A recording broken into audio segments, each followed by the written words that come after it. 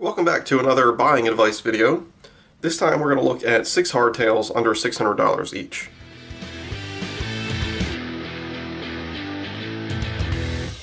If you've not seen my previous video, I did one on 8 hardtails under $800.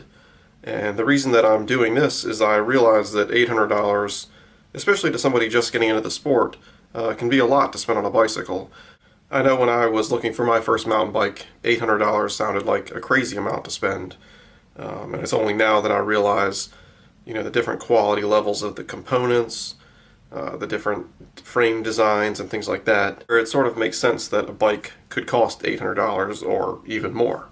So the first bike we will look at is this GT Aggressor Pro. This is a Dick's Sporting Goods bike. Normally $5.99. It seems like it's actually on kind of a permanent sale of $3.99. So one of the big pluses on this bike is the fact that it's only $399. Aside from that, the rest of the bike is just sort of average, I would say. Frame geometry, you're getting a 69.3 degree head angle, which is a little bit of an odd figure there. You're going to get a 3x8 Shimano drivetrain, which is a mix of Acera and Torney parts. You will get disc brakes. They're just mechanical, they're not hydraulic. And some of the downsides to this bike, you're going to get 2.1 inch wide tires from a brand that I've never even heard of before. In terms of the wheels, we don't know the inner width of those. I would assume that they're pretty narrow based on the narrow tires. And the fork that comes on this bike is an SR Suntour XCT, which is kind of par for the course at this price range, although it is only 80 millimeters of travel. One thing you could do with this bike, if you had a $600 budget, you could spend $200 and get a pretty decent air fork on it, and you could get an air fork with 100 millimeters of travel. I'm pretty sure the frame would be able to handle that, and you would actually slacken the head angle a little bit by doing so. Next on the list is this giant Talon 3. This is the lowest of the Talon range, and it comes in at $540, which is a little bit of a price jump compared to the bike we just looked at. But some of the good things about this bike, you're going to get the same frame from all the other Talon models, which means you're going to get the same good frame geometry and frame build, 68 degree head angle. You will get internal routing for the cables, which is definitely a plus.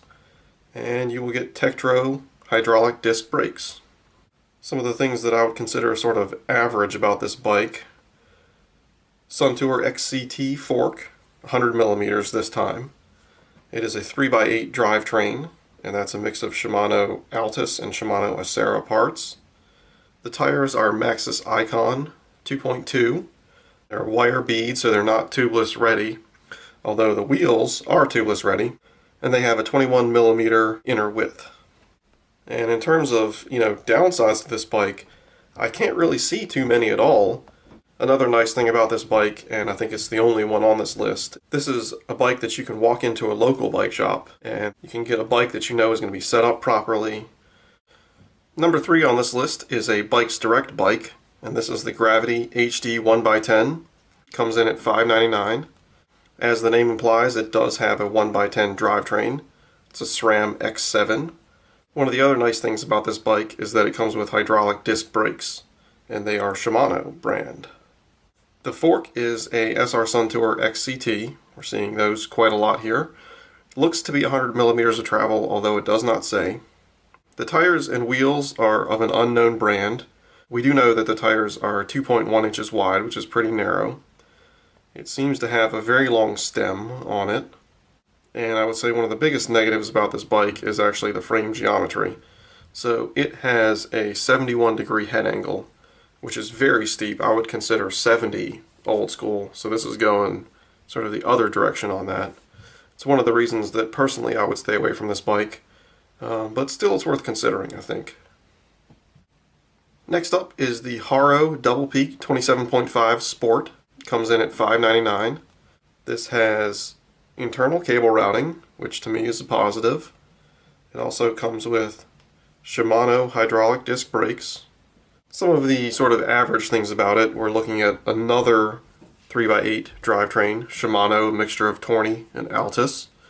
It's another SR Suntour XCT fork, 100 millimeters of travel. And in terms of frame geometry, it's a 69.5 degree head angle, which is not the steepest we've seen, but it's also not the slackest either. Some of the unknowns about this bike, they don't list anything about the wheels or the tires, although I would assume they're sort of narrow and cross-country style.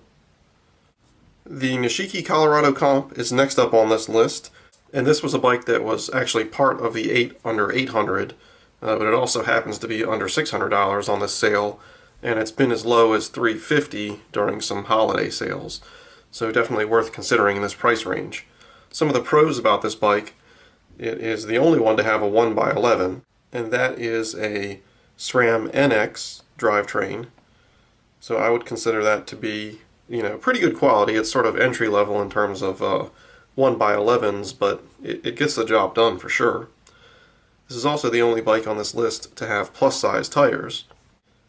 There are certain unknowns about this bike, first of which being the geometry, although looking at this image here, it looks to be pretty slack in terms of the head angle. It does come with disc brakes, although they are just mechanical. In terms of the frame design, it has these asymmetrical chainstays, which is a little bit odd looking, but one thing that it will do for sure is eliminate any type of chain slap between the fact that you have a drivetrain with a rear derailleur that has a clutch and then no chainstay for the chain to even whack into anyway. It's going to be very silent coming from the back end.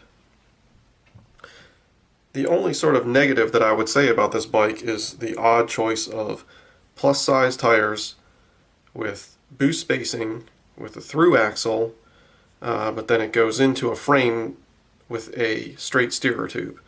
And the issue with that is that if you ever decide to upgrade it, you're going to have a very hard time finding an air fork that meets all of those specs. And the last bike in this video is the Vitus Nucleus 275 VR. So it's one step down from the VRS that was included in the 8 under 800 video, and it gets the price down to $599, although you don't sacrifice very much in terms of components.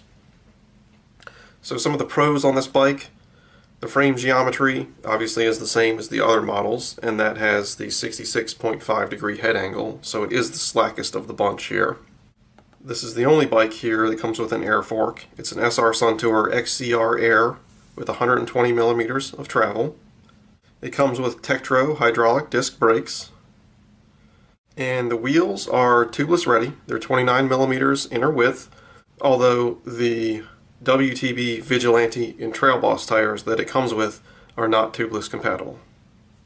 The drivetrain is a 2x9, and that is definitely an improvement over a 3x8 for sure.